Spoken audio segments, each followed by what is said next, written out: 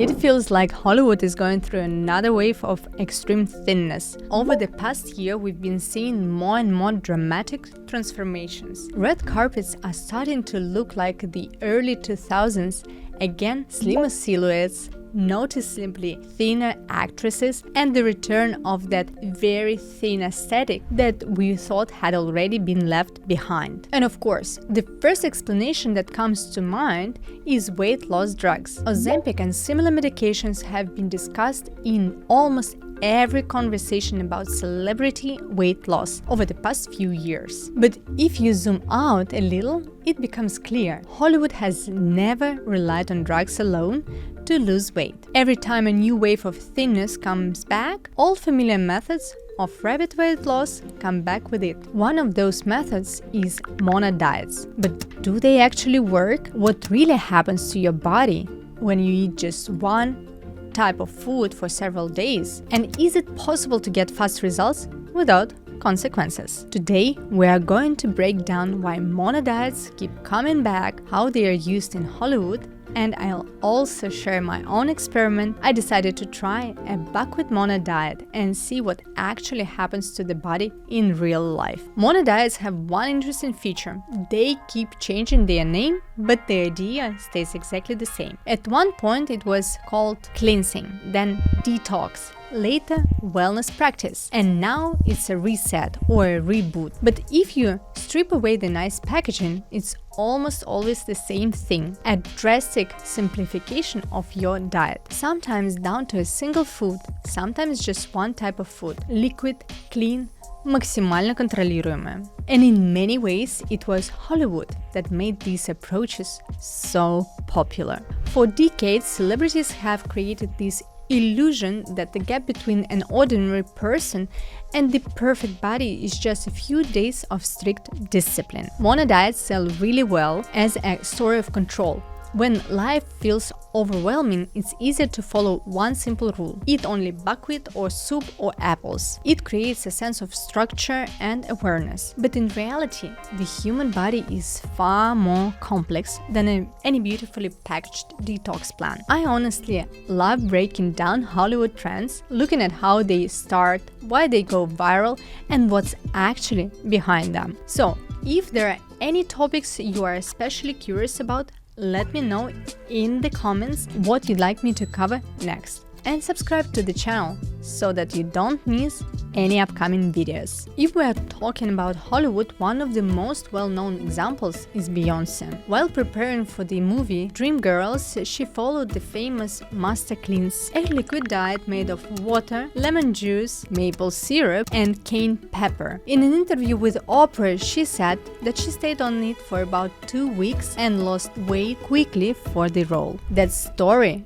rapidly spread across the media and became one of the most iconic examples of rapid weight loss in Hollywood. You can see a similar pattern with Gwyneth Paltrow, just in a softer, more wellness version. On her platform Goop, a so-called soup cleanses diet based on soup and broths were actively promoted as a gentle alternative to juice detoxes. And in 2023, she was back in the spotlight again after talking about her very restrictive routine, including fasting and bone broth. It sparked a lot of criticism, but at the same time brought even more attention to these kind of practices. And that's exactly why mono diets and similar approaches keep coming back. They are rarely presented as starvation, more often as mindfulness, as a reset, as something good to your body. And that might be their biggest strength. They make restriction feel like self-care, not deprivation. If you strip away the glossy language, a mono diet is simply a way of eating where your diet is drastically simplified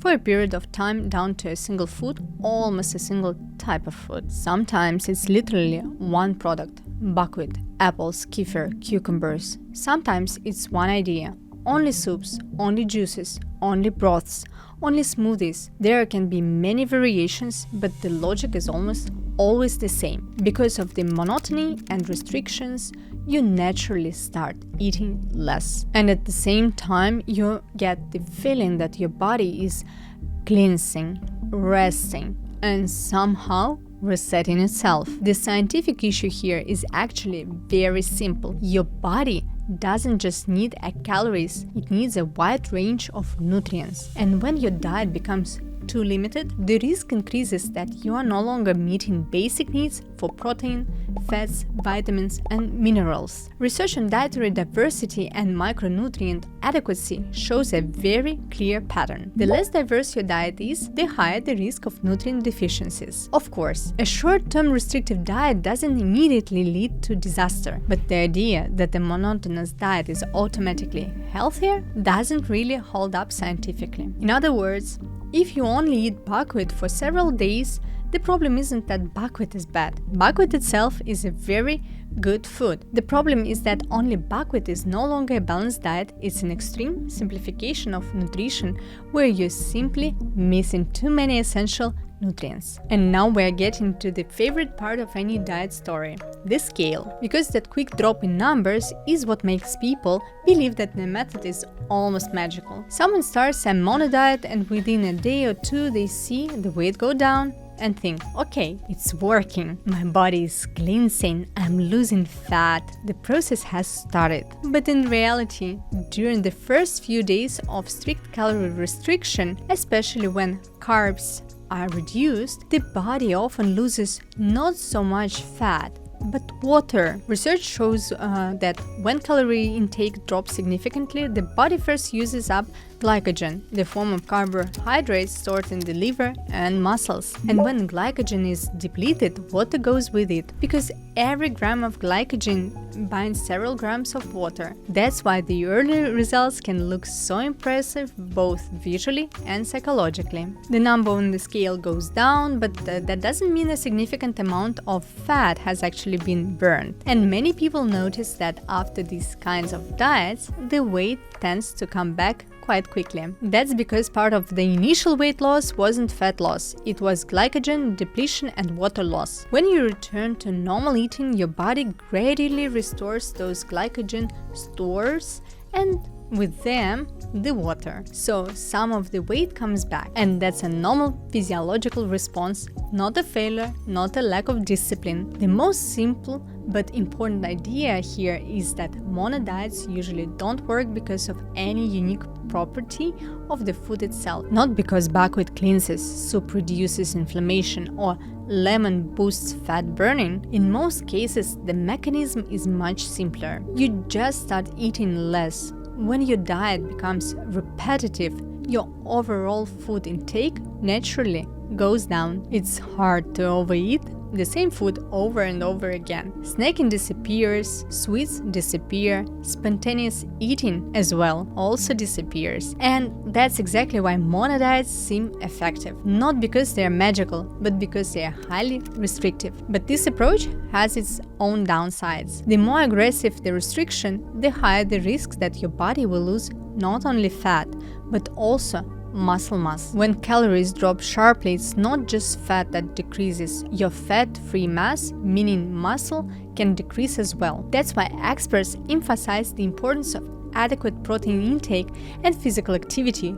during weight loss. And this is where it becomes clear why fast results don't always mean good results. If along with the weight loss you also losing strength, endurance, and overall well-being, that's no longer the kind of outcome detox that was promised. Now let me share my personal experience. After hearing so much about mono diets, I got curious and decided to try one myself, especially since these diets often promise to cleanse your body, make you feel lighter, and help you lose weight quickly. I chose one of the simplest and most popular diets, a buckwheat mono diet. On the first day, everything felt pretty easy. What do you need to do after a very fun weekend?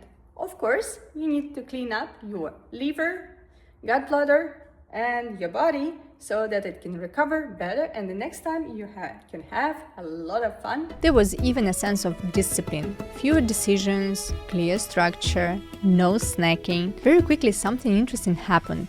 My brain stopped craving for food and treats the way it usually does. Food started to feel more like a fuel. I became more aware of my body. I could actually tell when I was truly hungry and when I was thinking about food just because people were going for lunch or because of my habits. Okay, I need to confess I did something wrong, and today my buckwheat smells and tastes like onion. I need advice on what shall I do with onion so that it doesn't taste like raw onion. But by day 5, things changed. I started feeling tired, my concentration dropped, my energy went down, and the diet no longer felt like a reset or a cleanse. Day 5 of my buckwheat mono diet. What's going on? What's improving? Hunger down, less cravings, less bloating, and the morning phase, visibly less fluid retention. Also notice that dopamine spikes around food are quieter, less noise, which is good. What's not?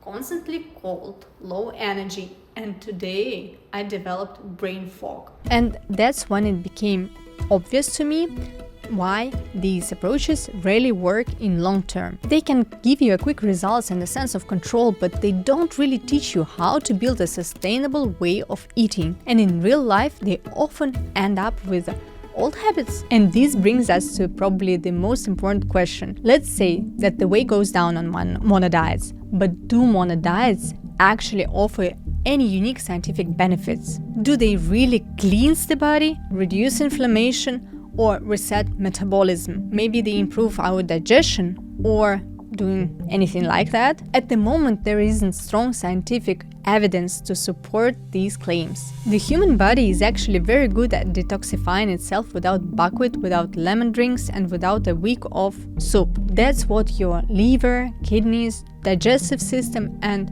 complex metabolic processes are designed to do. What scientific literature does support is something much more straightforward. Highly restrictive diets can lead to short-term weight loss, but they are often associated with risks like muscle loss, reduced energy expenditure, and weight regain, especially if a person returns to their usual eating habits afterwards. So, as usual, there is less magic here than it's promised. And a lot more physiologically, there is another uncomfortable detail that almost no one talks about at the beginning of any clean diet. The stricter the restriction, the more likely it is to be followed by compensation. Part of this is biological. Your body doesn't like a sudden energy deficit, and after it, hunger signals often become stronger. But part of it is psychological. It's hard to stick to a rigid, repetitive, and unsatisfying way of eating for a very long period of time. So, after a mono diet ends, people are often pulled back toward more calorie-dense and emotionally rewarding foods. Research shows that weight regain after dieting is not a rare occurrence, it's almost a pattern. Some studies show that a significant portion of the lost weight can return within the first year. And over time, some people go all the way back to the starting point. And this is another argument against believing in quick fixes. Fast weight loss doesn't equal sustainable weight loss. If we're really talking about a reset, it looks very different. It's not about one single product, it's about a more balanced diet with enough protein, fats, carbohydrates, and micronutrients, but with a moderate calorie deficit compared to your usual eating habits. And this kind of approach isn't something you do for a few days. It's something you maintain over several months or years if you want to see stable results. Sometimes in this context, people also talk about short-term fasting, for example, 24 hours. These practices are believed to trigger internal cleanup processes in the body. But it's important to understand that this is a more serious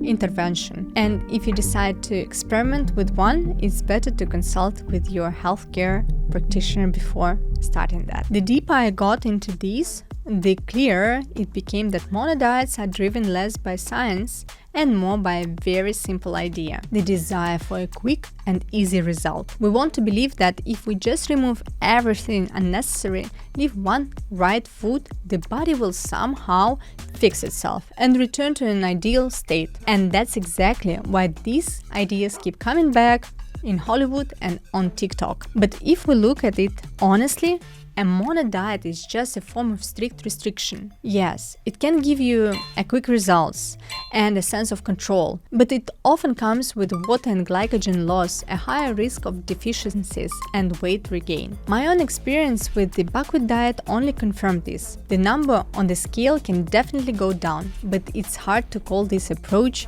sustainable. And maybe the most important question here isn't, does this help me lose weight quickly? But rather, could I realistically eat like this for more than a few days? If the answer is no, then it's probably not a solution.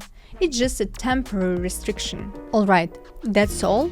Let me know in the comments if you ever tried mono diets and how it went for you. Did it feel light and easy? Did it make you irritable? Did you see a quick drop on the scale or a sudden urge to eat everything in your fridge right after? As for me, I think I'll go and have something sweet. My buckwheat challenge is officially over, and that's your cut for today.